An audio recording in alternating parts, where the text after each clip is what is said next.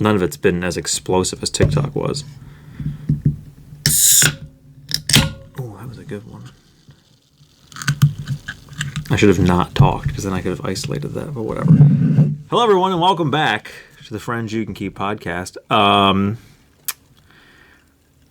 Yeah, we're going to jump right in to the conversations I have for today. I will say, right before this, we were talking about the whole TikTok ban thing and what little I know about it, because I didn't watch the hearings and I don't pay attention to much of it. There's your hair. But I will say, like, right before we started, we ended with, like, what happens when TikTok is no longer available and where people are going to go and stuff like that. I had this thought the other day with all the fires happening in California, because now there's all this discourse about, like, celebrities who are on social media, or they're on, James Woods was on CNN or whatever, and, like, they're on the news and shit talking about how their houses burned down, and, like, not the overwhelming, but there's a large response of people that are like, who gives a shit? Yeah, I saw that. And, like, I don't agree with it. No. I don't agree with people who think, like, what Luigi did was good. Like, but I saw the comments from other people that are like, this is bullshit. Stop it. Like, and I thought, I honestly can't say for certain that, like, something's going to happen in the next 4 years, because it probably won't. But I won't be surprised if something does happen, because you are seeing a greater and greater and greater separation of people with money and people without money in America. And the rage of people without money. Isn't that what happened in France? And the apathy of people without money is growing larger and larger and larger. I forget what it's called. Like the French Revolution. That had more to that. There was a lot more to that than there was money, though. Money was the only thing. But isn't that how it started? It was like the poor people uprose. I mean, that was part of it, yes, but it wasn't just that. Yeah. And it's not just that in America either, but I think because there's also, like, race and sex and gender and all that stuff they're also big factors. But I think what's going to be the tipping point is, I think it's going to be wealth, and I think it's going to be money. Especially considering you came from 4 years with a shit economy, and then the majority of the people voted for a guy whose whole platform was illegal immigration, deportation, and bettering the economy. And now, a month before he's even officially in office, it's, well, I can't do anything about grocery prices. Yeah. Once they're up, because they messed it up, and once you mess it up, you know, it's really hard. Once they're up. Yeah, once they're up, because they put them up. No, you did. The Dems rose grocery prices, and once they're up, it's really hard to get them to go back down. It's really hard. But one way we can do that is change the name of the Gulf of Mexico. Mm-hmm. To the Gulf of Mexico. I saw a post today. The Gulf of America, I guess. There's also been all this talk of, like, us absorbing all of Canada. In response to that, I'm seeing a lot of posts of Canada absorbing certain states. And a lot of it is, like, California, and then you go up to, I forget what state. I don't think North Dakota is there. I think it juts out around North Dakota. And there was one I saw on Threads that was what states. And the initial post, like, it went somewhere around the New England area. But, like, Pennsylvania wasn't in it, New York wasn't. I think it was above New York, and then it might have been... Yeah. It might have only been, like, one or two of the New England states. It wasn't even all of New England. It would have been Maine, and that's it. And a lot of people were commenting, like, can you bump that down so Pennsylvania's in there? And then he did a revised one that went, like, I think all the way down to maybe Delaware. It might have been just under Pennsylvania. Because a lot of the comments were like, put New York in there, put Pennsylvania in there, put New Jersey in there. But then there's a woman where I'm like, get the fuck out of here. And again, I'm not saying that guy didn't have this intent, but her post was like, her comment, you do know that a large majority of the black population live in the Southeast. Is there a reason you put your line of separation above that? Above the Winn-Dixie line? And I'm like, number one, don't do that. Because if you included California and then you jump over the Midwest and take the Southeast, just take all of it. But we don't want that part, though. No, we don't. But like that's my point. Was like, then what's the fucking point? Yeah. Like, America's just this circle and then Mexico? Like, what are we doing here? Well, it would be pretty big. No, it'd be like Texas and then straight up. Yeah, it would be like a horseshoe shape, kind of. But it's more the thing of like, oh, why didn't you put the line down? Like, where's the cutoff? Because most of the population is the Southeast. So, do you stop at Florida? Do you take Florida? Do you stop at Georgia? Like, I don't think Florida wants to go. I'm sure a lot of those states don't want to go. So it's more a matter of like, you're going to have to move. Right. You can come. You just got to live somewhere else. Because it's also, that's the other thing, is it's the logic. Like, you have to realize that this is for geography. This line is, number one, arbitrary. And it's just for geography. And it's just for like what makes sense. In terms of like, I'm just putting a fucking red line of what, like, what makes sense. But you also have to look at politically. Like, if it's offered, no shit, California's going to be like, fuck yes, get me the hell out of here. Right. No shit, Washington State isn't going to be like, get me out of here. Oregon's going to be like, get me out of here. Probably Colorado. Like, yeah. And then no shit, Pennsylvania, New York, New Jersey, the New England states. Like, of course, there's going to be certain areas. Is New Jersey blue? I have no idea. Probably not. The people that live there are, but well, it's a mix. It's like every other state in this goddamn country, where it's a mix, and then we decide we're not going to vote. So then every state looks red. Well, yeah. This time because the people that are liberal leaning were like, I'm not going to vote for her, so I'm just not going to vote. Historically, I don't know. Hence the stupidity of like, the majority of America chose Donald Trump. No, they didn't. The majority of America didn't vote. Yeah. Because people said both these options suck. So I'm just not going to vote. I don't think it would have mattered anyway, but I don't know. But on to what we were talking about. Oh, there's red marker over the table now. That's been there. I have two things. Well, one is a bunch of things, but I had an ad on Instagram today. Well, not an ad. I follow Billboard on Instagram. And one of their listicles. I don't understand. I guess it's like so far. Well, no, it's just the past 25 years. So, okay, that makes more sense. Because it's the greatest pop stars of the 21st century. Welcome to Billboard's Greatest Pop Stars of the 21st Century article series. Since late August, we've been rolling out our picks for the artists who have most defined pop stardom for the last 25 years. So it is the 21st century so far. But it's basically just like... Well, sure, because the 21st century is not over. Yeah, exactly. Well, everything I've been seeing is like from Billboard. It's of the 21st century, of the 21st century. And I'm like, it's weird to word it like that because it's not over and it's like... It's not like it just started. Like, it's a very strange, like, way to word that. Because it sounds like it's over. Like, to word it that way sounds like, oh, the second it was 2025, we're into the 22nd century. Like, even though that's not what it is. But this one was also controversial. This is an older one that I saw because of where people were placed. And who was on it at all in some cases. I'm trying to see if it gives, with essays for each artist, which I won't read, recapping their careers and explaining why they've exemplified pop greatness to us over the period.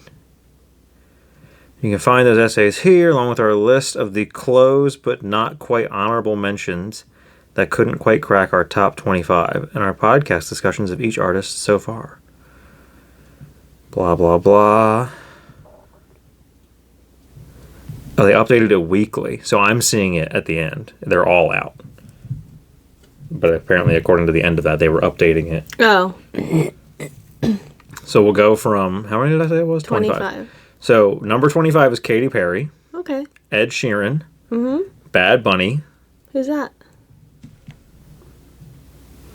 Like a Latin hip hop guy, I think. Oh. One Direction. Lil Wayne. Number 20 is Bruno Mars. Okay. I think that's low. BTS is 19. I did not click on BTS. Stop that. I mean, he hasn't really done much. He's had 4 albums. Yeah, but like he kind of has. Well, I guess they all. I don't know. Direction broke up, so. Yeah. Well, I don't know. When he has, because I think he's a top talent. Yeah, it's just I guess. And when he has albums, like they're explosive. Like they do so well. But like. And they're played forever. He just doesn't really do much. If he doesn't have an album out, you don't hear anything from him. Well, not from him. You still hear his music. It still gets played on the radio. Yeah, all the but time. like, what's he doing as an artist? Nothing. But this isn't about what they're doing as an artist. This is about like Just their music? success and their music. At least that's the way I read it. Yeah, but like, wouldn't part of that would be continuing to do stuff even if you don't have like a new album out? Why would that be part of your success? Because it just If like your albums are still selling and your music's still getting played on the radio, you're Yeah. still making money and you're but still like being successful. some of these other artists are like more influential in and pop he culture. has albums come out and they're huge. I don't think you also understand the songs that he's written that he hasn't done, because he's written songs for a lot of other people as well. Yeah, I guess. And I think he's produced a lot of other people. BTS is number 19. 18 is The Weeknd. 17 is Shakira. That makes no sense to me. Why are you 17? 16 is Jay-Z. Oh. 15 is Miley Cyrus. 14 is Justin Timberlake. Ugh. 13 is Nicki Minaj. No. 12 is Eminem. Oh. 11 is Usher. Top 10. Adele should not be number 10. Should be much higher. Ariana Grande, you should be lower than Adele. Justin Bieber, you should be lower than a lot of people on here. Absolutely not. Number 7, Kanye West. Nope. We're not giving this man. It's 2025. We're not giving him any more airplay. Nope. He's Number done. 6, Britney Spears. I mean, For what? What have you done in the past but 23 years? no, because 24 years? probably up until like 2010, she was still doing. Because she had a lot of albums after that first one, but like Okay. It's 2025. I don't know. So what have you done for the past 15 years besides be an absolute nutcase on the internet and have a shit documentary about how like we should just leave you alone and let you be away That's- from your conservatorship? that's not what that documentary was about. But That was what that documentary was about. but not in the way that you're making it seem. It was about the legality of her conservatorship. It Yeah, wasn't but- just like leave her alone. It was. No. The premise of the documentary was the legality of her conservatorship. Spears versus Spears. It was her versus her dad. That's not the one I watched. Whatever one I watched, the premise was that. But it was just basically a bunch of people who are fans of Britney Spears bitching no, for you an hour and watched a Free half. Britney. That's different. Yeah. Yeah, of course. Okay. Of course you. Because I don't give a fuck about Britney Spears. So why would I watch all the documentaries about her? I don't Why give a did shit. you watch the one?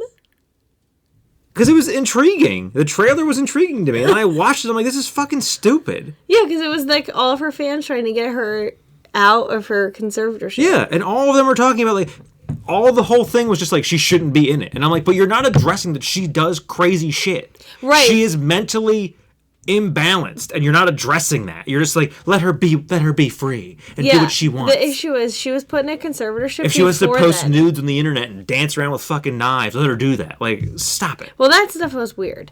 But at the time that she was put under her conservatorship, she should not have. We should not be doing that. Okay, but we didn't do anything for Amanda Bynes, and she was in the same boat.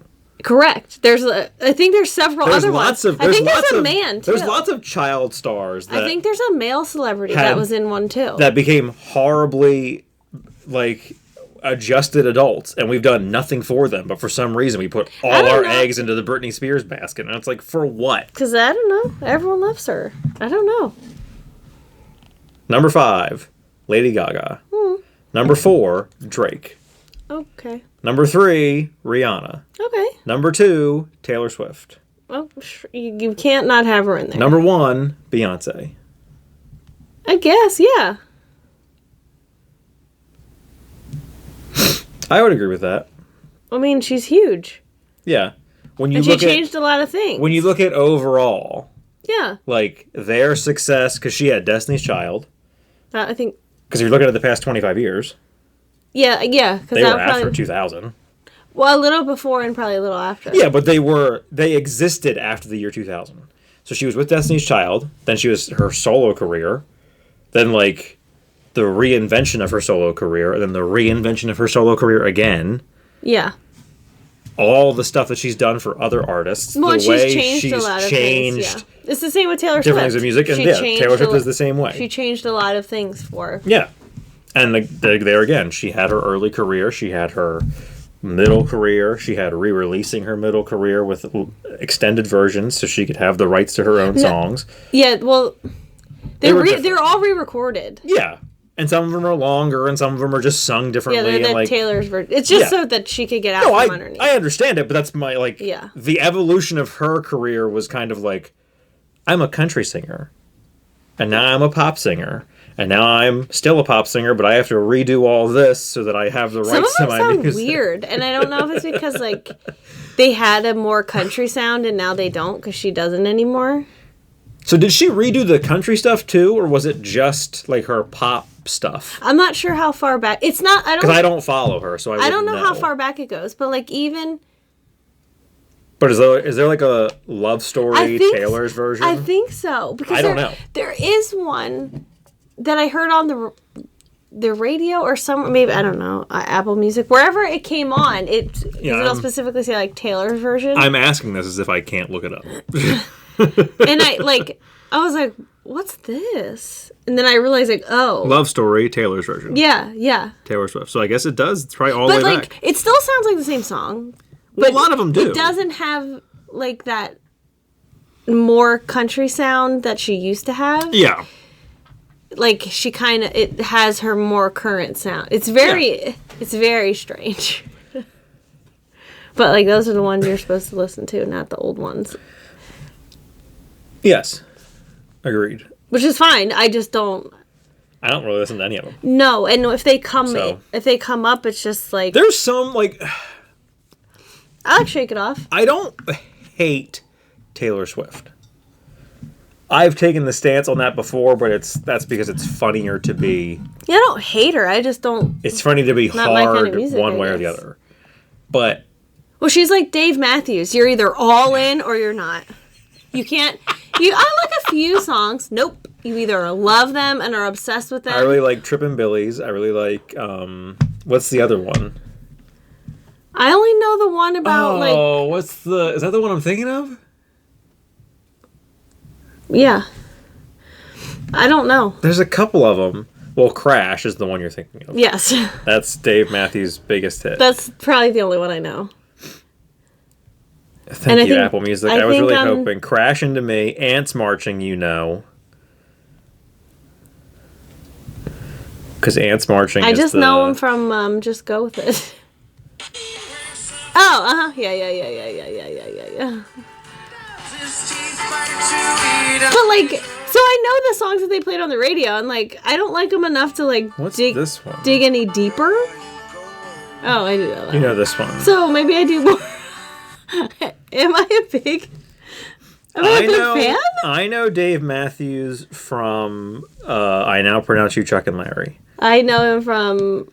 Is that him? Is that him? He's the gay... Nicole Kidman's husband, who invented the iPod.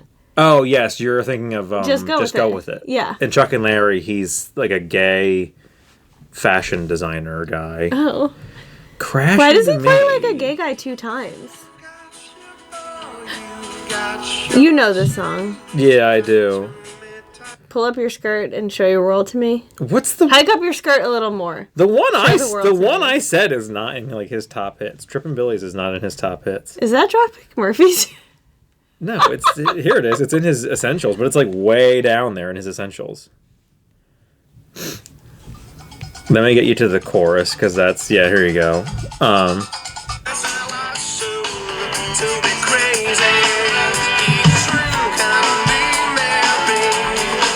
Yeah, that's just like tripping billies. You can't play this whole song, you know. I'm not playing the whole song. I played that little clip. Also, it's not a matter of I can't play it. It'll just get taken down. You just won't get paid. No, I think they take it down. They could, but the majority of the if- time when you play that long of a clip, you just Yeah, don't yeah. get monetized for it, which I'm not getting monetized for any other ones, so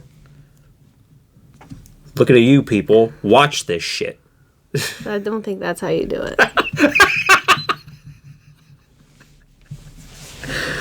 You don't know.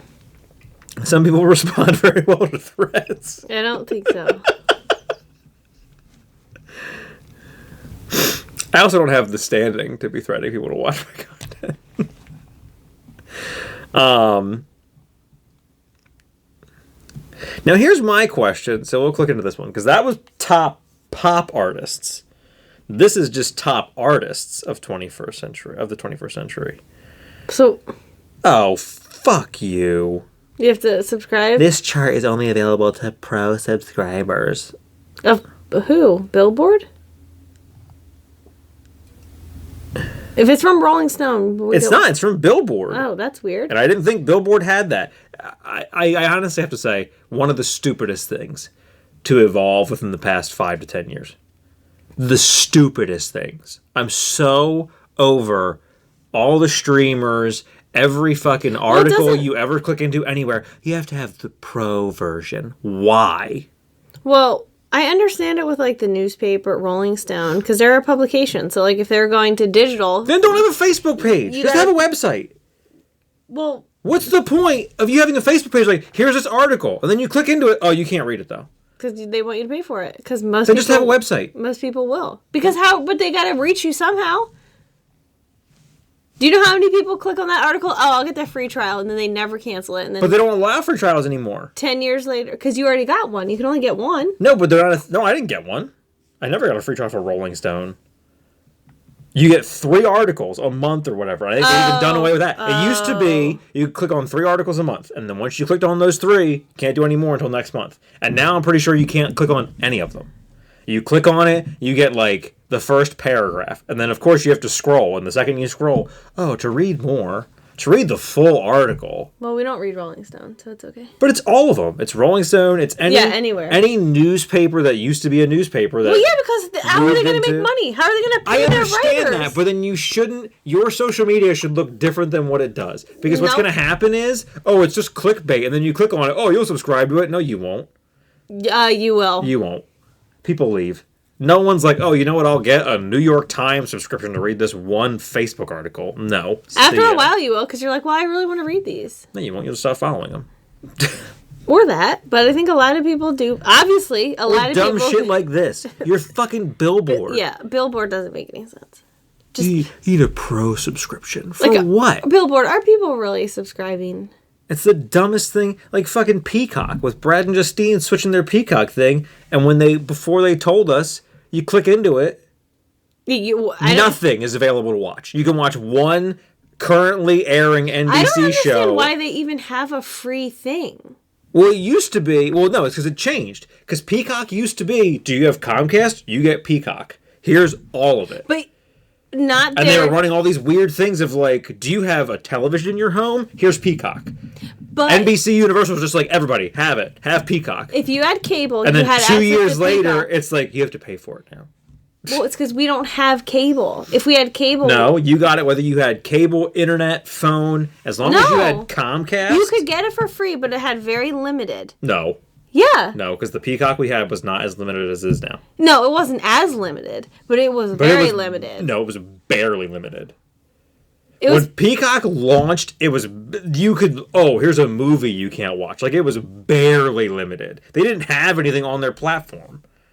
Yeah. When they first launched, they were like, we have The Office and we have Friends.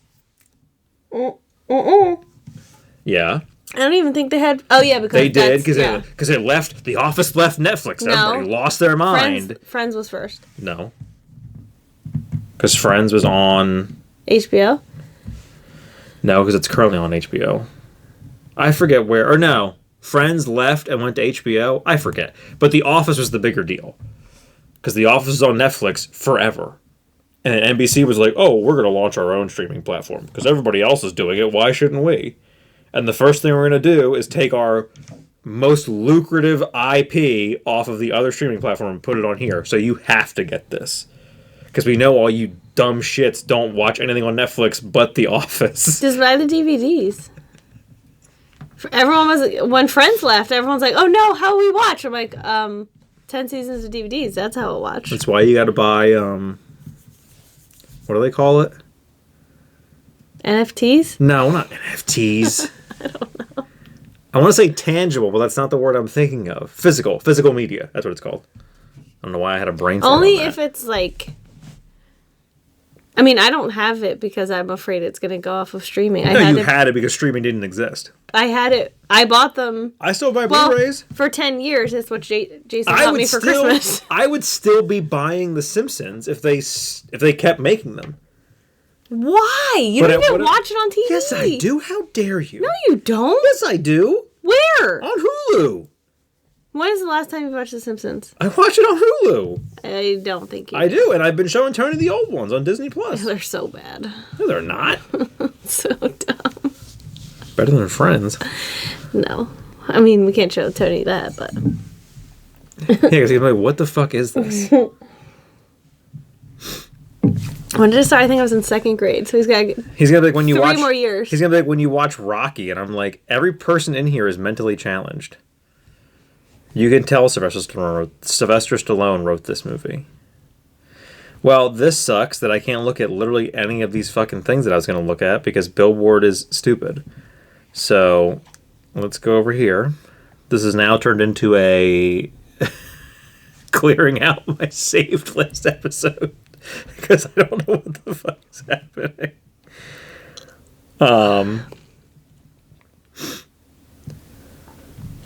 Oh, that's fun. I saw that the Abbott Elementary Always Sunny crossover, the clip they shared to promote it, is they're giving them...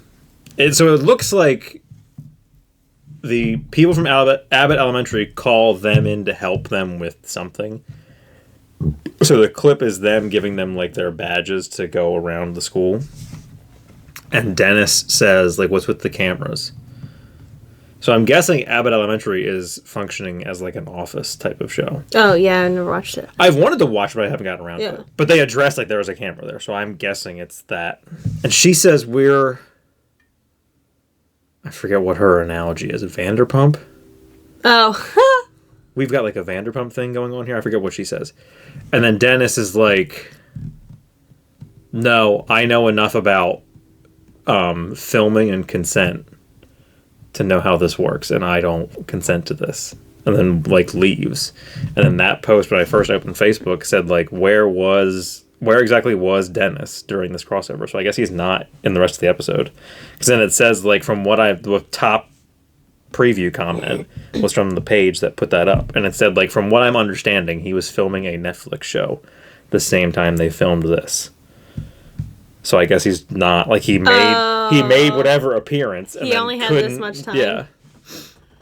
He could be there for one day. They did, if that's the case, they worked it out very nicely. Because that makes sense for his character to be like, no. Yeah, right. I know how this works. Yeah, it fits in. So we'll go here. Because I know we didn't do this. The most overrated movies of 2024. Ranked. Inside Out, too. And it's ranker, so you can vote. I'll go down to the bottom, see how many there are. There are 16. Oh, okay. So we'll go from 16. That's not many. Because the way it's voted, 16 would be the least underrated, and number 1 would be the most underrated, according to ranker. Because again, this is just an upvote and a downvote, and people vote on it. This isn't like a professional... Yeah, right. Here's the criteria for why we did this. So number 16 is Deadpool and Wolverine. 15, Late Night with the Devil. Never heard of it. So it was initial trailers for Late Night with the Devil. I heard of it. A film centered on a talk show host exploring the supernatural with dangerous results. Drew a lot of attention for its retro analog horror aesthetic. In terms of style and performances from the cast, the final film largely delivered what was promised. Sadly, many prospective fans were disappointed by the film's commitment to the narrative structure, which was framed as a found-footage-style horror story of an actual TV broadcast. several scenes that seemingly break the reality of the framing device for little purpose other than to be horrifying. One was a well-shot scene involving the hypnotism of a guest afraid of worms, which is shown to have merely been a hallucination. Ew. I'm pretty sure from the trailer I saw, it's Who's like... in it? That guy is the main guy. Oh. From such films as The Suicide Squad and The Dark Knight. Okay. From the stuff I saw, I thought it was like him as a late-night talk show host interviewing a girl that was possessed. Like, it was a horror movie, but it was shrouded in, like, he was a talk show host in, like, the 70s is what it looked like. It was a very retro-looking thing, but I didn't see it, obviously. Alien Romulus. Nope. Didn't see it. Inside Out 2. Upvote that. I did. I looked at this list clearly because there are ones that I upvoted and downvoted, but I know we didn't do it on the show. Couldn't match the emotional clarity of the first film. A follow-up to 2015's Inside Out, this film continues to follow the personified emotions of teenage Riley as she grows up, contending with new emotions that Riley begins to feel as she enters high school. Although most audiences loved it, it is not hard to find people who felt it didn't stack up well to the original. The humor was considered by some to be weaker, while the pacing was often seen as too fast and lacking in the same nuance. It's a tough feat to follow up one of Pixar's most emotionally resonant works, and the lesson of embracing anxiety doesn't connect on the same level as the first film's message. No, because it is just their first film. It's the exact same There's just more movie. people. Yeah. And more people, it's more people in the sense more of... characters. It's more characters, too, not in the sense of we've added new emotions as a teenager. It's more characters in the sense of you took the plot of the first movie and then just added more people. Like, because the first movie is Joy and Sadness get thrown from headquarters, have to get back to headquarters to save the day. The second movie is... We gotta bring the core memories back. Yeah, but you have to get back there to save the day. Is the broad plot of Inside Out. Inside Out 2 is Joy, everyone but Sadness, and the new emotions. So Sadness and the new emotions stay at headquarters. And then Joy, Disgust, Fear, and Anger get thrown from headquarters and have to get back to headquarters to save the day. It's the exact same movie. And it was worse. You didn't have that bing bong moment like you did in the first movie. There was nothing in the second movie that even compared to that. And then, like, I don't know. Maybe it's because I'm now an adult.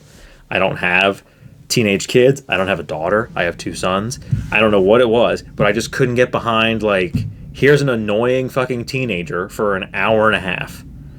Yeah. Being super anxious. And I'm like, you know what I don't need in 2025 as a millennial? To be told, like, just deal with your anxiety. Like, get the fuck out of here. I mean, I know a lot of people, like, it did resonate with them. Like, okay, great. I'm glad I'm that not saying that you movie... can't like it. I'm saying I didn't like it. No, I didn't like it And either. I don't understand why it was like, this is the greatest movie ever made. It's the top movie of the year. It was so candid about certain... Well, I'm like, I kept saying, like, oh, it's so, like, we did all these focus groups with all these groups of teenagers, and they all loved it, and all these therapists are like, oh, it's so well like, done, I get it. and It's it works just not like for this, us, and that's blah, all. blah, blah. And I'm like, that's all well and good, but that's not what I'm looking for. Like, yeah, it just, that movie was made for a different the first movie audience. was entertaining and also fit all this criteria. The second movie was not entertaining. So, like, was that all you were going for? Was yet another, like, I'm a therapist and this is a movie I can show my patients to, like, tell them, you're like, my teenage patients, I like, guess. watch this. Number 12, Beetlejuice. I didn't see it. I'm going to downvote this. I don't think this was nearly as overrated as Inside Out 2 was. Saturday Night, which I still really want to see, the one about SNL. No. The first night. Directed by Jason Reitman. And when Chevy Chase saw the movie, he told Jason Reitman, you should be embarrassed for yourself. Or ashamed of yourself. I forget what it was. I think it was embarrassed for himself. The hectic night leading up to the 1978 premiere of Saturday Night Live is chronicled in this dramedy, Saturday Night was effective in its visually portraying the show's original cast members and hectic first night. As for deeper insight, however, it struggled to meaningfully inform viewers on who many of these cast members were. This was exacerbated by a runtime considered too short and artistic liberties that arguably got in the way of more relevant non-fictional plot points. Cast members Lorraine Newman, for instance, was noted as having been inadequately explored as a character throughout the film. That might be the dumbest reasoning I've ever heard for that movie to be overrated. So the premise of that movie is, here is the hectic whatever. 2 hours, hour, I don't know how long it's supposed to be. But here is the hectic, we'll just say an hour for sake of argument. Here is the hectic hour before Saturday Night Live episode 1 goes on the air. And the logic they are giving for why this movie is overrated was, you didn't really go deep enough into who these people were. So how are you going to do that? I needed, like, who was Chevy Chase? I think everyone knows. Who was Gilda Radner? Like, I really needed a background of, like, Garrett Morris. Like, this is one movie. What you're describing is they should have did an MCU-style movie where there was a Chevy Chase... There was a Chevy Chase solo film, a Dan Aykroyd solo film, a Gilda Radner, a Garrett Morris. You're also missing the movie's about the show, not the people. Yeah, the movie's about a show as a whole. And if, like, I loved Gilda Radner. I love Garrett Morris. I love Dan Aykroyd. Would I love movies about those people? Absolutely. But if you're making a movie about Saturday Night Live, I think it would make more sense to dive deeper into the character of Lorne Michaels. Right. Probably. Like, because you know what we don't need? A biopic about Chevy Chase. No. No one asked for that. Oh.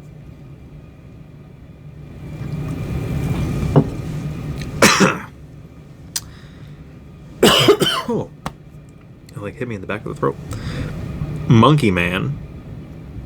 It looks familiar, but sure. Longlegs had a far slower pace than the trailer suggested. I would not have watched that. I don't know what this movie's about. Trailers for Longlegs promised an intense supernatural thriller involving the pursuit of a serial killer nicknamed Longlegs, played by Nicolas Cage, by clairvoyant FBI agent Oh God. Lee Harker. Nope. Going by its Rotten Tomatoes scoring, while critics gave it a decent 86%, audiences were less impressed with a mere 61%. The unadvertised supernatural elements were a big part of viewer discontent, and twists like Harker's mother, Ruth, being an accomplice to Longlegs were seen as too meandering and convoluted.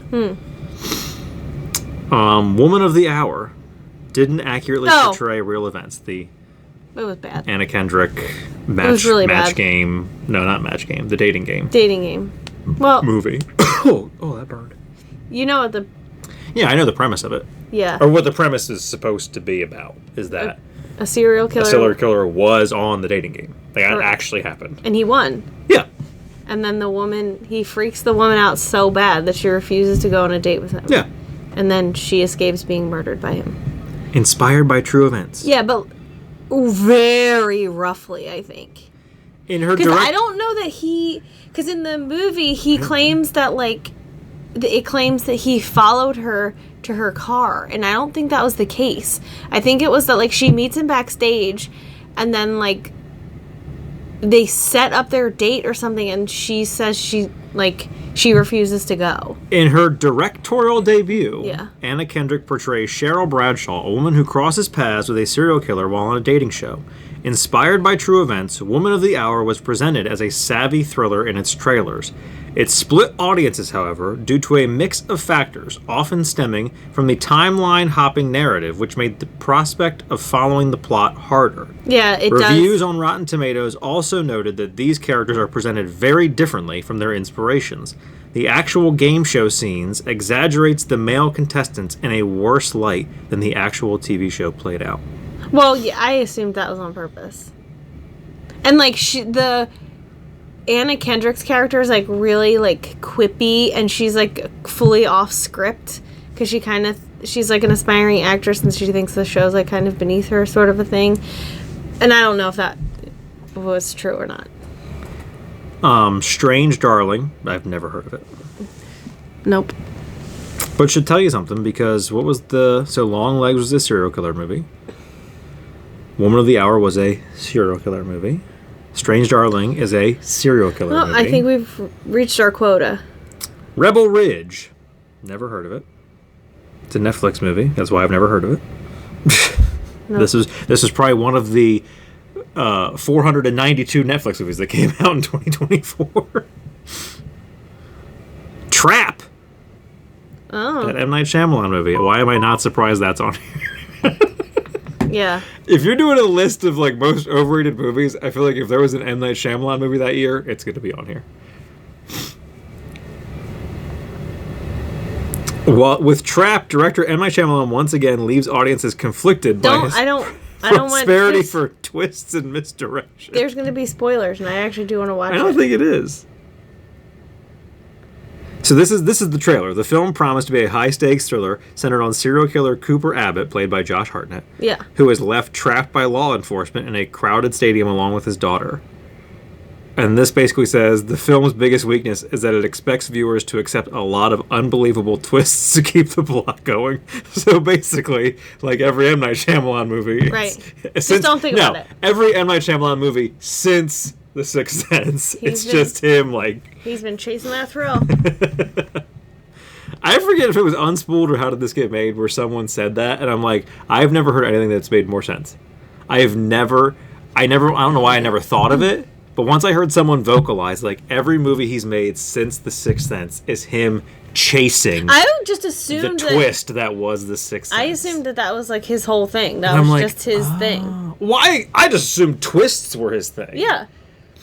But then I never thought until someone said, like, the reason all of his movies have twists and some of them are awful is because he's trying to swing so wide to recreate the reaction he got in The Sixth Sense. Yeah, but like the big reveal in The Sixth Sense is so insane, but it's so believable. Yeah.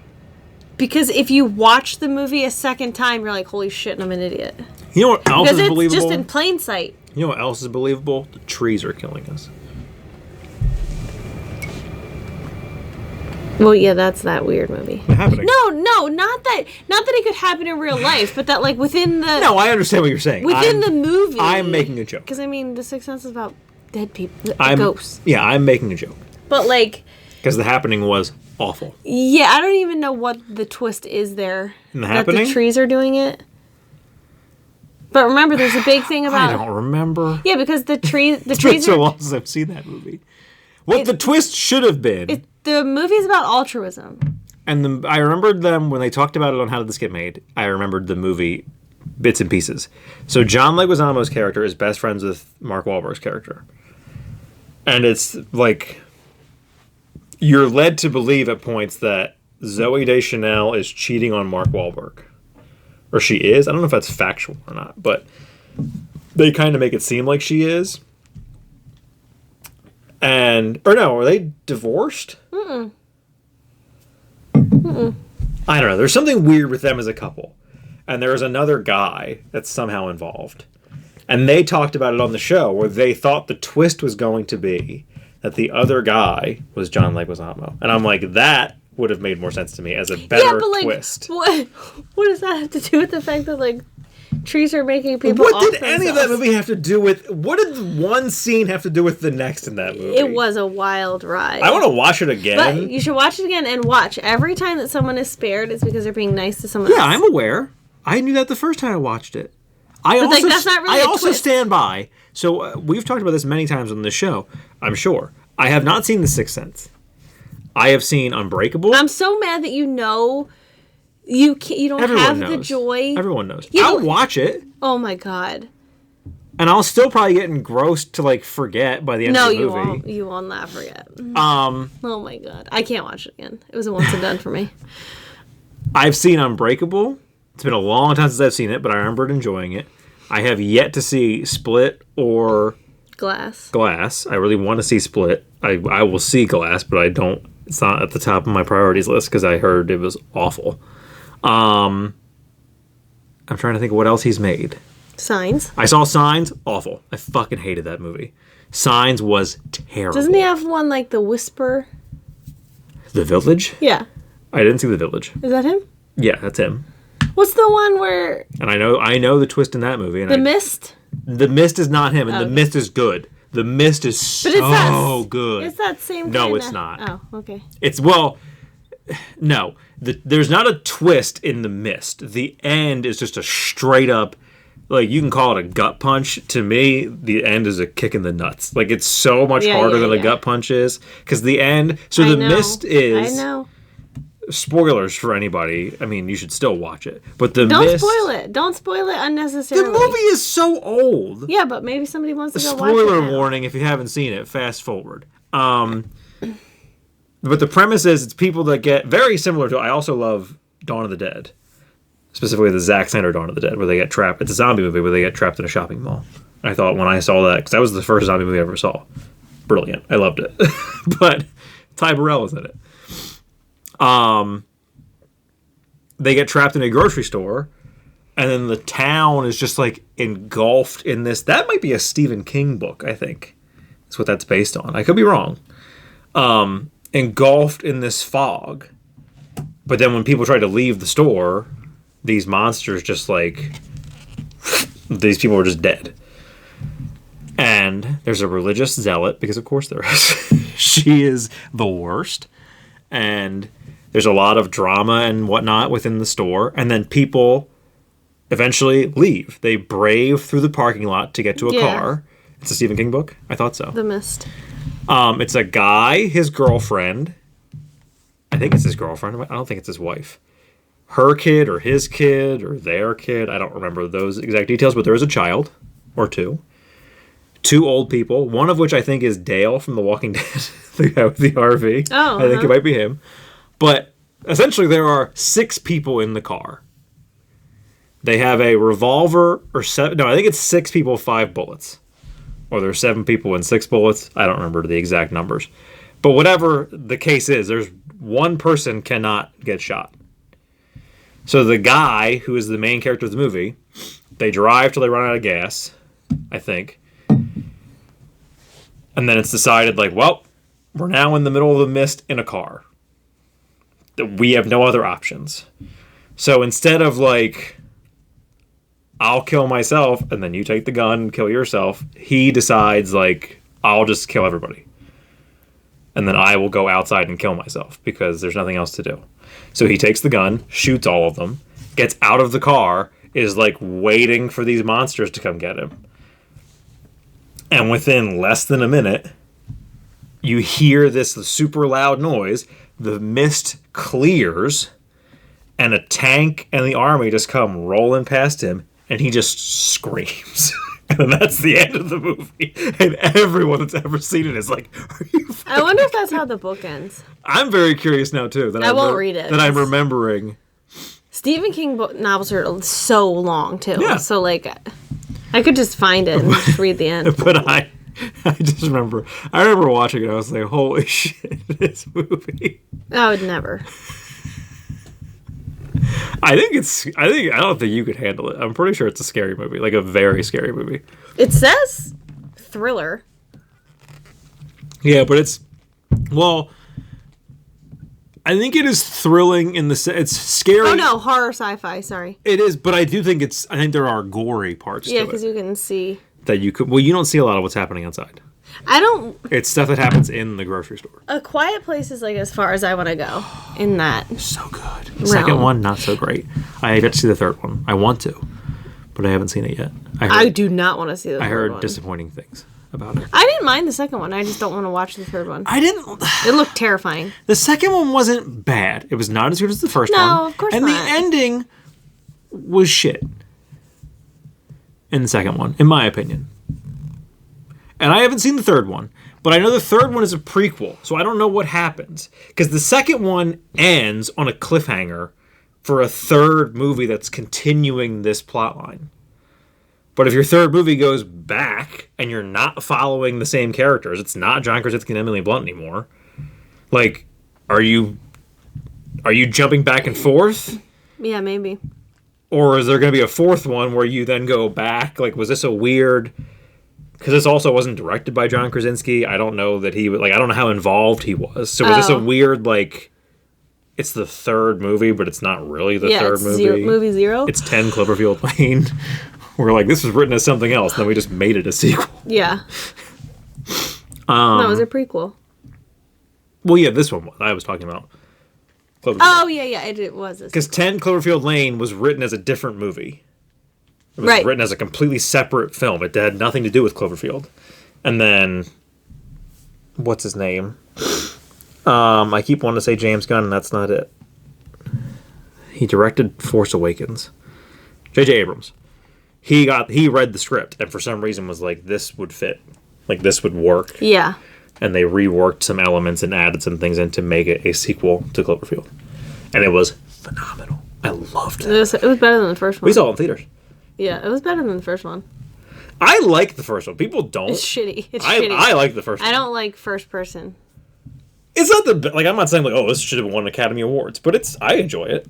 But the second one was so good. The second one is such a different animal from what the first movie was. You can tell. And John Goodman is just fucking tour de force. So is that performance of a career from John Goodman in that movie. Who's the girl? Mary Elizabeth Winstead. And then she was in The Room. No, that's Brie Larson. Oh no, she's in Room. Room. That's Brie Larson. Oh, okay. They kind of look the same. Mary Elizabeth Winstead was in Scott Pilgrim vs. the World. Yeah, and then something else. She's in Fargo. She's now dating and married to Ewan McGregor. Okay. She's been in a couple of different things. You definitely know her from something else. Yeah. Maxine is number 4. Wasn't as memorable as X or Pearl. It was the third in that trilogy. I haven't seen any of them. I don't know what that is. They're horror movies from A24. I kind of want to see them, but I just haven't yet.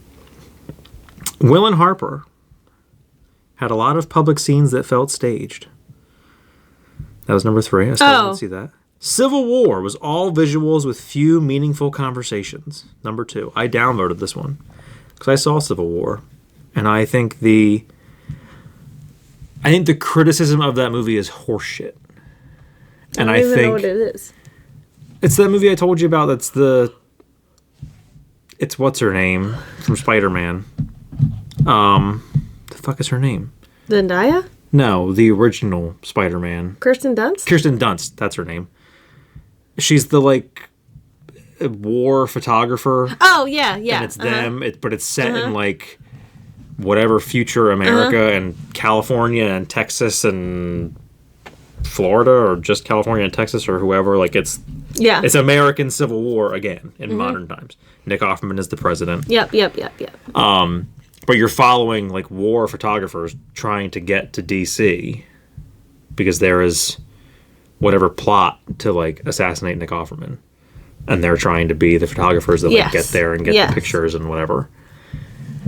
I think it is a victim of when it came out. Because it came out in 2024. So you're in a now post-Trump America. You're in an America where I felt too much. I didn't lose, and they tried to overthrow the government, and now you're in Biden's presidency, and you still have Trump telling people he's still president, and you have all these take America back and keep making America great, and this sucks, and Biden's not my president, F you 4-6, and whatever other bullshit. And this movie came out, and immediately people were like, I don't like it because it didn't draw sides. Oh, that's right. I didn't know who the bad guys were and who the good guys were, and it's like... That's the point. Have we gotten to a point in society where we're so stupid that you can't watch a movie where we're not like, these are the good guys and these are the bad guys? Well, but sometimes that's the point of a movie is you don't know who you're supposed to be rooting for. The point, I think, of this movie is, which they don't give you, like, none of the characters are hard and fast. Like, I think people were expecting, when you have a movie that is Civil War, and it's based in future America, in a post-Trump world, people are expecting you're getting this side, and there's no gray area. Mm-hmm. Every character is either whites only, or it's everybody matters. That's what you're expecting in that movie. Well, when the reality was real people. When the reality was all the photographers and like journalist people that you're following are just kind of like, I'm just doing my job. Right. Like, they don't give you any sort of political affiliation. And then even Jesse Plemons, when you get to his character, who's a soldier, and they're like dumping bodies into a mass grave, when they're interrogating them before presumably they're going to kill them, which, spoiler alert, they don't. But like, one of his questions, he's asking them where they're from, like what state they're from. And the one guy is, I forget where he's from, because he's Asian, and I think he was born in America, or he might not have been, but like, he gets killed. But like, Jesse Plemons, one of the questions is, because I'm pretty sure, and it was also weird to people because he's married to Kirsten Dunst and they're in the scene together. So people were like, this is weird. But I'm pretty sure she says, like, we're Americans. And and it was in the trailer. Like, his follow-up question is like, well, what kind of American are you? But again, that doesn't... Right. He's not giving you enough clues to be like, I'm this kind of American. What kind of American are you? So I think people were really... Not that people were stupid, but people were expecting, like, hard and fast, these people and they're the bad guys, these people and they're the good guys. But no one really gives you, like... Because that's not you don't know Nick Offerman's political affiliation. Like, you don't know... They're not trying to make a well, I mean, sort of a political statement, but like, they're not trying to make a current political statement. Like, well, and when you watch it, and again, I think it is, that's why I think it's a circumstance of its time. Because when you watch it, the movie is about Kirsten Dunst. Because the girl that ends up coming along with them wants to be a, like, wartime photographer and a wartime journalist. And Kirsten Dunst, who they tell you however long she's been doing it, is super, like, cold and just, like, you can't care about people, you can't do, like, because you're just there to take pictures, you're not supposed to give a shit about anybody. And they're showing you, like, she's at some war in the Middle East, and she's taking pictures of, like, a gang of people lighting someone on fire. And, like, it shows you kind of her doing stuff earlier in her career, and she's kind of affected by it in little flashbacks. And then, spoilers, obviously, but I don't think anyone's going to see this, because it wasn't, like, a huge movie for people to see. Like, by the end of the movie, when they're in the White House, obviously the Secret Service is still there. They're trying to stop the people coming into the White House to assassinate Nick Offerman. And they're shooting at them. Well, the girl who was, like, the intern, for lack of a better word, the young girl, who has gotten more ballsy as the movie has gone on, she's just in the middle of a hallway. And they've been running from, like, room to room across the hallways, because if you're in the middle of the hallway, they're going to shoot at you. She stops as they're running across in the middle of the hallway to take a picture. And then the Secret Service come, like, from around the wall and are shooting at her, and Kirsten Dunst comes out and jumps in front of her and gets shot. So, like, yes, it is a movie where the facade is American Civil War, but clearly the point of the movie... Right, is the evolution. Politics aren't the point. The evolution of Kirsten Dunst's character and whoever that girl was. Like, it's showing you their storylines. It's about these people. It's very similar to, like, the critique of not early seasons of The Walking Dead, but, like, when it was still good, like 3 and 4 maybe, those seasons where it stopped being about zombies. And that was everybody's big complaint. And the creator of the comics and people who worked on the show and people who were actual fans were like, this isn't a show about zombies. Like, right. It's a character study. Well, and like... And then it got shitty, but, like, those seasons when it was still good. Yeah, exactly.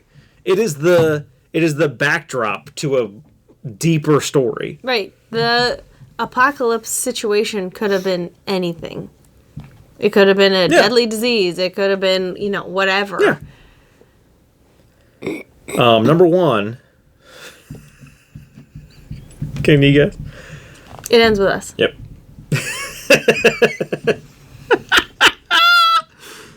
Yeah, you could just upvote that. It Ends With Us has been praised as a faithful... Now, this article is old. I will preface that. This article has not been updated since the Blake Lively lawsuit and the Justin Baldoni... It has nothing to do with that. Absolutely nothing. No, I'm not, but it's not going to mention it, is my point. Does it even say when this came out? Oh, no. Updated January 7th, 2025. But it still doesn't mention it.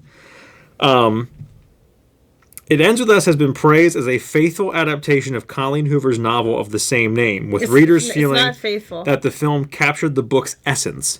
The main sticking point no, it did not. For most critics of the film was how it handled very serious elements of the book, like domestic abuse. The initial trailers and marketing placed a disproportionate amount of focus on the film's initial romance. In the final film, Lily Bloom, played by Blake Lively, is shown to regularly fawn over her exceptionally abusive lover, Ryle. Mm-hmm. Fuck off. Ryle Kincaid, played by Justin Baldoni. Bloom winds up engaged to him and pregnant with his child, even as he goes as far as to push her down a flight of stairs. No, winds up married to him. They're not engaged. They are married. I'm just reading what's on the... Well, they really missed a huge point in the movie, because how does the movie end? She says, "Meet your daughter." And then she looks him dead in the eyes and says, "I want a divorce." If you put it on the prompter, Burgundy will read it. It's wrong. You should, if you're going to watch a shitty movie, at least get it right. As NPR noted, against that backdrop, scenes featuring abuse came across as exploitative and even glamorized. They didn't read the book, and it shows, because the book does the same thing. The book is a pile of dog shit. And shockingly, the movie isn't quite as bad as the book. Have you seen, we'll have to watch it once we get off of here. Have you seen the trailer for Amy Schumer's new movie? That may have been directed or produced or something by Adam Sandler. She's fake being pregnant. Yeah. I just saw the trailer without audio because Adam Sandler shared it. I saw it too, yeah. And I never went back and watched it. When I turned it off is when she's in a yoga class and falls straight on her stomach. And I'm like, oh, Christ. And then I was like, oh my God. I kept watching because I'm like, I know Adam Sandler's not going down this weird lane. Because, like, somebody gives her the seat on the subway and stuff, but it does look really weird. The most boring movies ever made ranked. So this is another ranker. And it's the most boring movies ever made. 17. These are going to be movies we've never seen. Oh, you've never seen them, but you've heard of them. One of them's going to be Citizen Kane. Probably. You've probably seen more of these than you think you did. Number 17, Casablanca. Oh. I saw that once. I've never seen it. I was not. I've wanted to. It's an old-timey movie. What do you want? If this thing goes out and you're not on it, you're going to regret it. Maybe not today, maybe not tomorrow, but someday and for the rest of your life.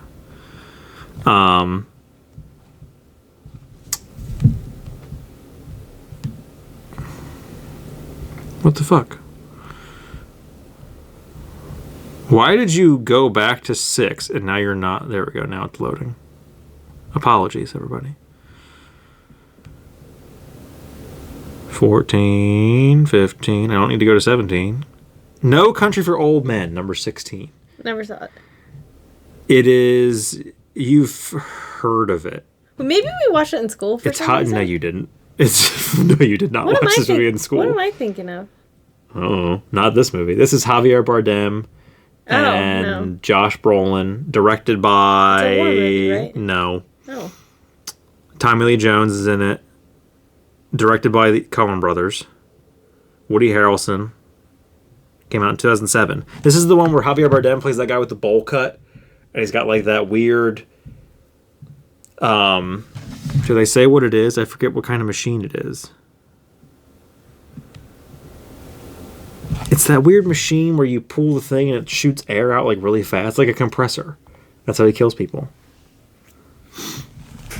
So, the premise, after finding the aftermath of a failed drug deal and making off with $2 million he found there, Lewin Moss, played by Josh Brolin, struggles to escape hitman Anton Chigurh, played by Javier Bardem, Meanwhile, Sheriff Ed Tom Bell, played by Tommy Lee Jones, is left to try and figure out what happened.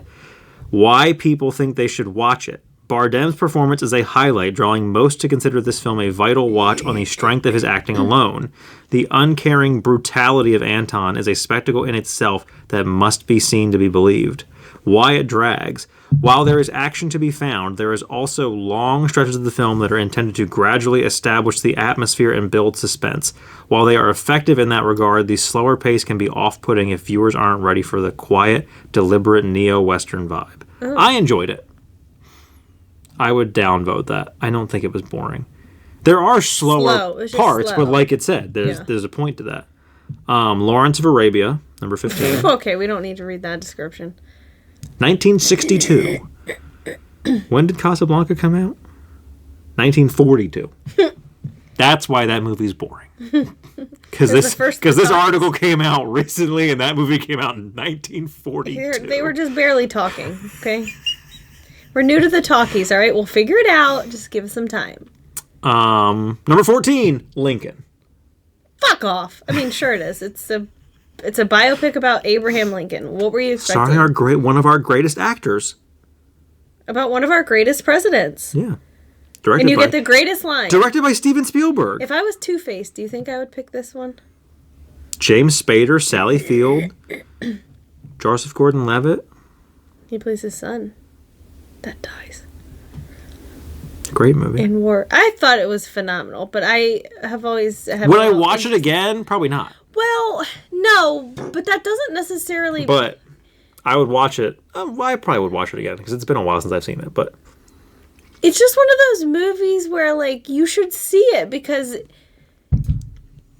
The problem now having kids is finding a movie... It's too long, to sit down... Because you have to watch that movie, too. Yeah, yeah. Whereas also, like... But, like, if you're into history or politics in any way, shape, or form, it's interesting. Yeah, I put on last night The Woman in Red. It is a Gene Wilder movie. Gilda Radner's in it. The guy who just died, whose name escapes me, is in it. There's a couple people in it that you would know. And the premise of the movie is Gene Wilder is married, and then he sees this super attractive woman in the parking garage, and he tries to hit on her, and all his guy friends are also having affairs. Like, it was a weird thing to follow, but the dishwasher's running. I can barely hear it. And it's one of those movies where, like... the dialogue is... It's not an action movie, by any means. But, like... And this is where I'm like, I have to start this movie over again. Because I let it go for however long, and I'm like, I don't know what the fuck's happening. I've missed so much. Because there's a scene, like, they're playing tennis, I think. Him and his guy friends. And they hit on two women that come into the other court. And then it shows them in the locker room, and they're doing whatever. And then, like, the next time you see his friends, they're going into a restaurant. One of them is pretending to be blind. They walk up to the bar. They order drinks. The guy who's with him, who's not pretending to be blind, is like, I'll be right back, to the bartender. Well, then he's standing like this. The bartender sets the glasses here to start making the drinks. I forget what they order. Southern Comfort on the rocks? I forget what it is. Ew. But he, like, puts the glasses here. He turns to talk to his friend and just breaks the glasses. And he's like, what was that? And he's, like, screaming. And now the whole movie's super loud. Like, the second the glass breaks, it's super fucking loud. He's screaming.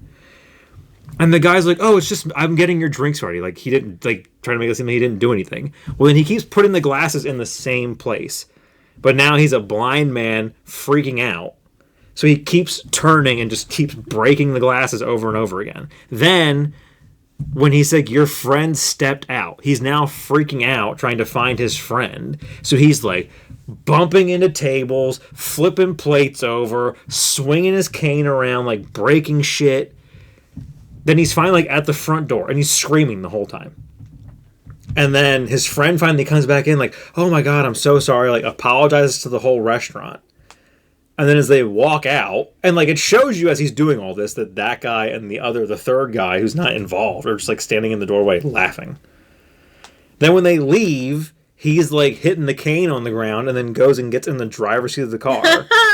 And as he drives away, one of the funniest shots, as like he drives away, the camera stays so the car goes past. But So the steering wheel's here, but he still has the sunglasses on.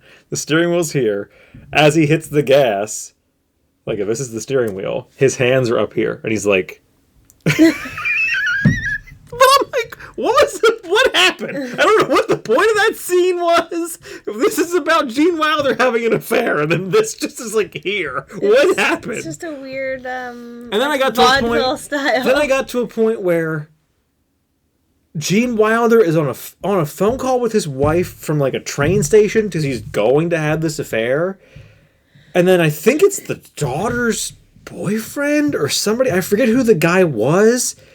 As the wife is on the phone, he like comes in the room behind her and just like starts grabbing her boob, and I'm like, "Are you trying to tell me that she's having an affair with this guy?" And then that's when I was like, I gotta start this movie over. I don't know what the fuck is happening. I'm so lost. The only plot line I could follow was where he works. He's in the parking garage when he sees the woman in red. She goes upstairs. He goes upstairs. He's in his office. He looks through the windows. She's at a desk in Gilda Radner's office. I forget, she's there for like a modeling thing, whatever. He calls that office. Gilda Radner answers the phone. He says whatever, couldn't hear him over the dishwasher. She gets all flustered. They set up for a date. He does not show up to that date. So now Gilda Radner is like beating the shit out of him in different scenes when they're at work. That's the only, but like I knew why that was happening. Like it's the only plot line I was able to follow. I'm like, I gotta start this movie over again. I don't know what the fuck is happening. Breakfast at Tiffany's. I knew it. I saw this movie once. No. Correction. I saw this movie about 6 times on a projector screen at the Flower Show in Philadelphia. Couldn't tell you what the plot was. I don't know what was happening. I don't think there was any sound. It might have been all subtitled, sure. It's a great movie. I know Mickey Rooney's in it. Mm-hmm. He's right there. Oh, no. No. That's that guy. That's her boyfriend.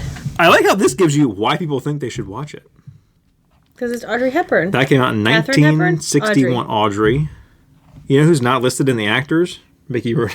Because he's not a main character. Yes, he is. How dare you? When people think Breakfast at Tiffany's, they think of Mickey Rooney. Not for a good reason. I didn't say it was good reason. He's in like 2 scenes. But that's who you think of. When I think of Breakfast at Tiffany's, I think of Mickey Rooney. I don't think of Audrey Hepburn. Is that the one where she sings Moon River? Yes. With her little ukulele. And she has a cat named Cat. Oh, God. It's the same with Casablanca. It's an old movie and it's very slow. It came out in 1961. It's not that old.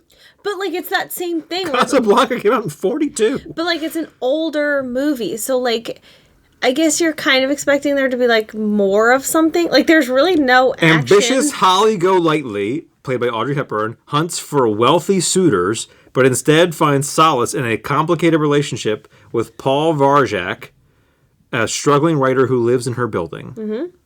And who shows up? Her hillbilly ex-husband. And who shows up? Well, actually, her current husband, I guess. Number 12. Oh, sweet Christ, yes. The Curious Case of Benjamin Button. Never saw it. I tried on, I think, 2 or 3 separate occasions to watch this movie, and I don't think I've made it 45 minutes in. And it was like the year it came out, a couple years later, because the year it came out, everyone was like, oh my God, like this is a fucking masterpiece. This is the greatest movie ever made. Like, it blew everyone's mind the year it came out. And I tried to watch it, and I'm like, holy shit, this movie sucks. Yeah. Nothing. I honestly don't know how far I got. Because the movie, I think, is long. Does it give you a runtime? Came out in 2008. Directed by David Fincher, who's a great director. Cate Blanchett, Brad Pitt, Taraji P. Henson. Like, decent cast. There's nothing. I could have watched 15 minutes. I could have watched an hour. Nothing is happening. There's nothing. There's nothing. I don't think I watched him age at all. Well, he de-ages. Yeah, but I don't think I watched any of that happen. I don't think I got to a scene where he's not old. Isn't he born? Yeah, he's born old. Yeah. And he gets younger as he dies, as he gets old and dies. Weird. But, like, I don't think I ever made it past him being old. Like, I did not watch more than... Yeah, I don't know. It seemed too weird to me. Despite having a runtime that approaches 3 hours and a narrative Holy. timeline spanning several decades, this is why it drags. The film doesn't show much happening to Benjamin. A good portion of the narrative is spent dragging out a love story when it could have focused more heavily on the specifics of Button's condition. Questions regarding his physical and mental health are addressed, but often don't receive the same... See, I don't really... That doesn't bother me. You want to focus on the love story? Fine. What bothered me is nothing. Right. What I watched, the love story's not even there. Nothing is happening. It's just him. I think he meets Taraji P. Henson. I don't remember. There's just nothing happening in what I saw. And I'm like, I can't watch this. This is boring as shit. I don't think I turned it off. I just fell asleep like every time. And it's dark. Because he's born at like... He might be born at night. I don't know, but the scenes are nighttime, and I'm like, you can't see anything. Like that yellow. Yeah, it's got like a sepia tone to Yeah. the whole movie. Number 11 is Citizen Kane. Knew it was gonna be on here. Number 10, Tinker Tailor Soldier Spy. What? A movie Gary Oldman, Benedict Cumberbatch, Colin Firth. Came out in 2011. I've seen it. Decent movie. I see why people think it's boring. Number 9 is Hulk. Not the Incredible Hulk. This is the Ang Lee, Eric Bana. Who? Eric Bana. Let me see. Oh. This is the one from 2003. Not the Edward Norton. Not the Edward Norton one. Lost in Translation, number 8. Yeah, that one was weird. Never saw it. It was just weird. I've wanted to. Well, of course it was weird. It's Sofia Coppola. Of course it drags. It was Sofia Coppola. Have you seen another Sofia Coppola movie? You'll understand why this movie dragged. Go watch that fucking Priscilla movie.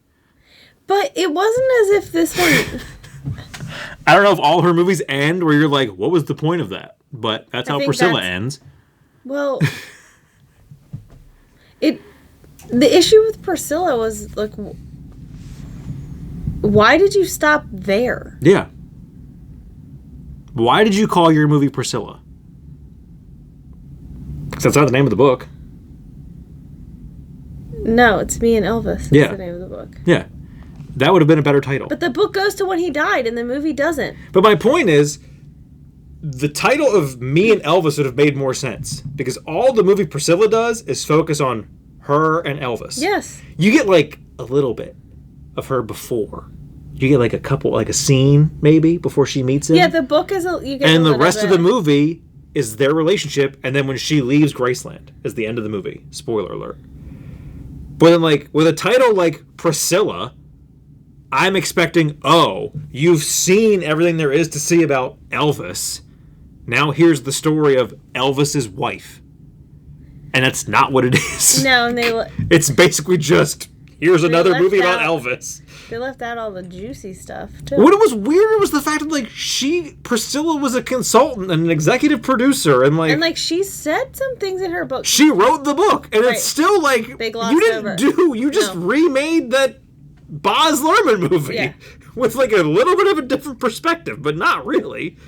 Yeah, But, like, Lost in Translation... You didn't show him performing as much as Baz Luhrmann did, but, like... Which is fine. The movie is about her, but, like, you also didn't really show much about her. But what's my point? That's why the title didn't make sense to me. The title seems like the movie is about her, but really the movie is about her relationship with Elvis. So, yes, you don't focus on his career and him performing, necessarily. But, like, the movie is just as much, if not more so, about him and their relationship than it is about her and their relationship. Yeah, it's... And I felt... The book was really about, like, their relationship. How they met. Yeah. How You said the book was very good. How she moved in with him when she was very young. How they got married. They had a kid. He was abusive. Well, I think, and, like, too, he abused drugs and alcohol. I think that movie had the same issue that Bohemian Rhapsody did. Where Bohemian Rhapsody, we all know Freddie Mercury had a lot of shit going on. And this movie was like, we're not going to really talk about any of it. We're going to hint at it a little bit in a couple of scenes, but we're not going to really address it. And I feel like Priscilla did the same thing. Where, like, we all know, or we all at least have heard the rumors that maybe Elvis was a piece of shit. And in this movie, we're going to kind of allude to that, but we're never going to fully paint that picture. And she does in her book. Like, she doesn't... Like, the movie still was like... He did some horrible things, and he was kind of an asshole, but, like, still one of the best people on the planet. It's like, it left out even the details that she included. Probably the most recent film on this list, number 7, The Irishman. Sure. I watched it, and it's like... This movie didn't need to be 3 hours long. 3+ hours long, however fucking long it was. Yeah, over 3 hours. Number 6, Robin Hood. The Russell Crowe Robin Hood. Russell Crowe, Cate Blanchett, William Hurt, Matthew McFadyen. Cate Blanchett, do you make a lot of boring movies? Directed by Ridley Scott. Number 5, 2001: A Space Odyssey. Never saw it. Neither did I. Number 4, Boyhood. Oh. The Michael Keaton movie? No. The Michael Keaton movie.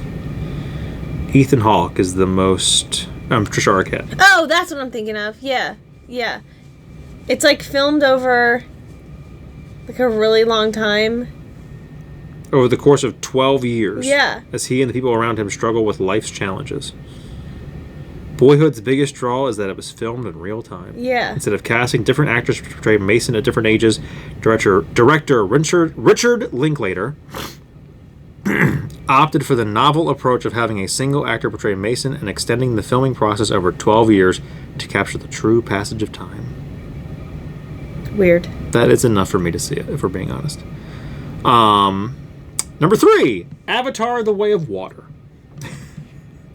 Oh, the new one? So Avatar 2 is number 3 on the most boring movies of all time. Number 2, The English Patient. Sure. Did that come out in the 90s? 96. Yeah. I remember hearing like a lot about it, but like no one ever watched it. The English Patient follows Almase, Ralph Fiennes, a badly burned patient in a medical facility during World War II who re-struggles to recall his past as he shares it with his nurse caring for him, played by Julia Binoche. I think they fall in love. The story is rich... Why people think they should watch it. The story is rich with romance, tragedy, and intrigue as Almase gradually remembers who he was and how he came to be injured. The setting is varied as the characters travel from Italy to various North African locations.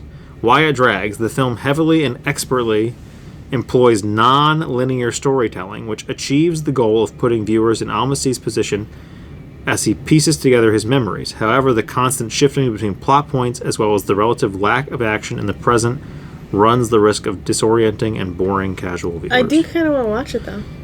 So it sounds to me like people found it boring because if you don't pay attention to it, yeah, you're not going to understand it, or you're going to get lost. So it's a movie. It's a drama that you have to watch. The overarching story, like, not much is happening with him, like, in this current. It's all, like, memories. Well, it sounds like it's not an action movie. Yeah.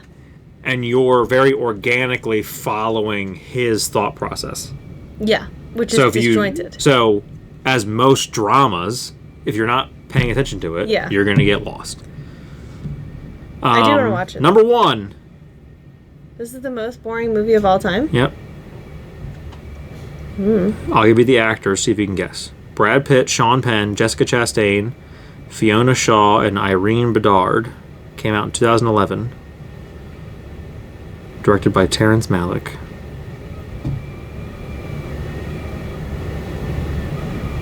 I don't know. I've never heard of it. I was waiting for that cast. You're like, oh, I know this movie. The Tree of Life. What? Over several decades, the O'Brien family is forced to contend with loss, desire, and forgiveness. The film follows the personal journeys of parents Mr. and Mrs. O'Brien, Brad Pitt and Jessica Chastain, and their children in the mid-1900s, as well as the struggles of their son Jack O'Brien, Sean Penn, in 2010. The Tree of Life is a very ambitious film that uniquely approaches both familial relationships and the nature of human existence. Director and writer Terrence Malick deftly blends the drama of a family losing their son and finding their sense of self with deep philosophical dialogue and cosmic imagery. Why it drags. The narrative itself is not groundbreaking, with grief and acceptance being themes that numerous films have covered. As for presentation, the imagery often comes across as either too ambiguous or too obvious, depending on the viewer. The result is a film that is heavy on theme, yet fails to engage many viewers. Yeah, it sounds like one of those. Yeah. Alright, well, I think that's going to be it for us on this week's thrilling episode of Boring movies. The Friends You Can Keep that was quickly derailed by A paywall. greed. Capitalism. Yeah. Fucking capitalism. Yeah. Derailed by a paywall is a great way to put it. That's kind of funny.